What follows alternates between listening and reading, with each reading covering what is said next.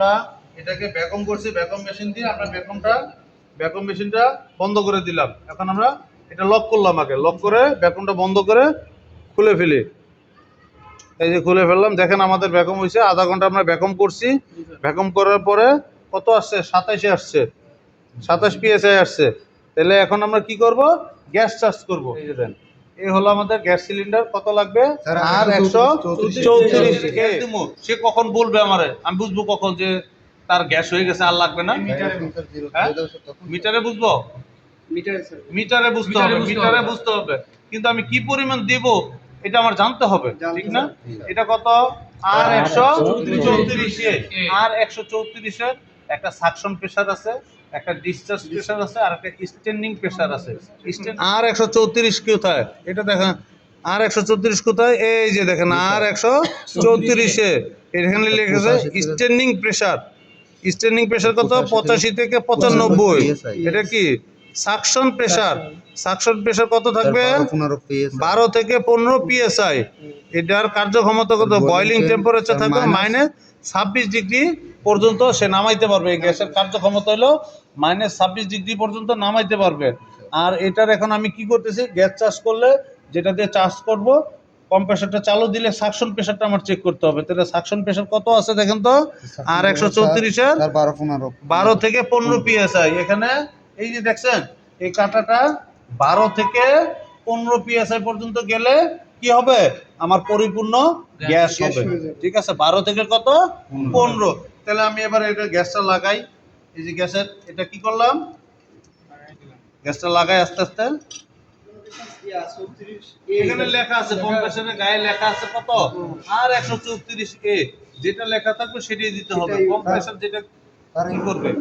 ফ্রিজের গায়ে লেখা থাকে 600 থাকলে আর 600 থাকলে আর 600 দিতে হবে। আর 134 থাকে 134 দিতে হবে। যেটা থাকবে সেটাই দিতে হবে। ফ্রিজের ক্ষেত্র, এসির ক্ষেত্র। আপনি যদি অন্যটা ব্যবহার করেন তাহলে একটা দুর্ঘটনার সম্ভাবনা থাকে। গ্যাস আছে, গ্যাসের সাথে এখানে হাওয়া আছে ভিতরে। আমি যদি এভাবে দেই ছাড়ি তাহলে হাওয়াটা ঢুকবে আগে।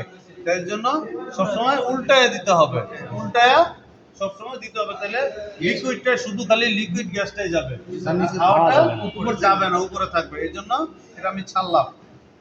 এই যে খুলছি না?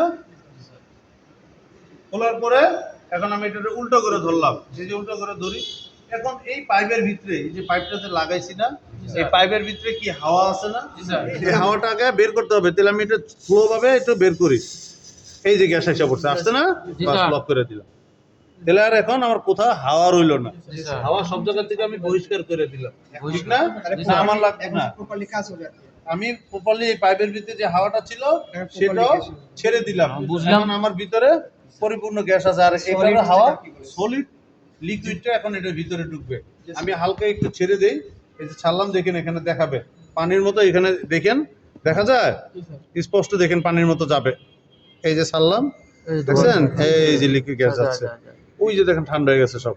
এবার বন্ধ করে দিলাম, অল্প একটু ছেড়ে বন্ধ করে দিলাম। এই দেখেন প্রেসার উঠে রয়েছে, কারণ এটা যে পরিমাণ প্রেসার দরকার সেটা উঠছে। আমি ওই পরিমাণ প্রেসার দেবো না। এখন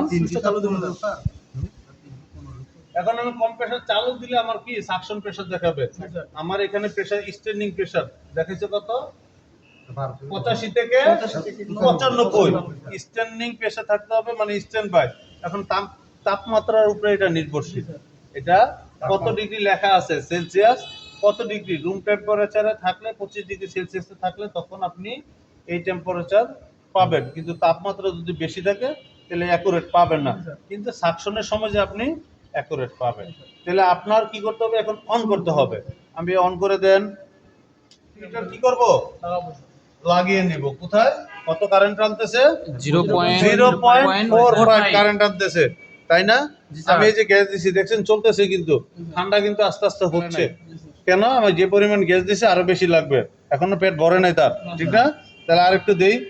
অল্প অল্প করে চলতেছে না? রানিং অবস্থায় অল্প অল্প করে দিতে হবে।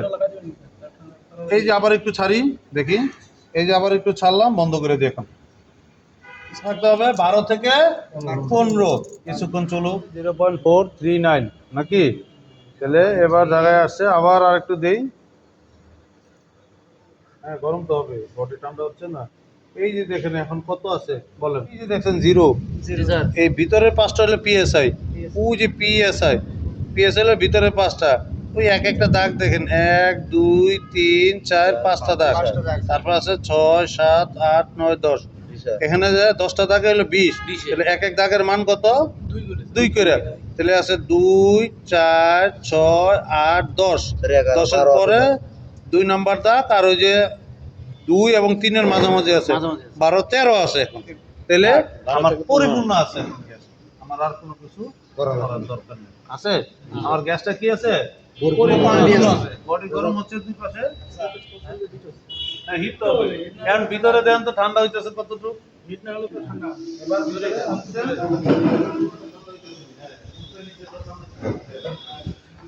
দেখেন দিয়ে আমরা ভিতরে এবার কি পরিমাণ ঠান্ডা হচ্ছে একটু দেখেন, পরিমাণ ঠান্ডা হচ্ছে, উপরে নিচে পর্যন্ত ঠান্ডা হচ্ছে, হচ্ছে।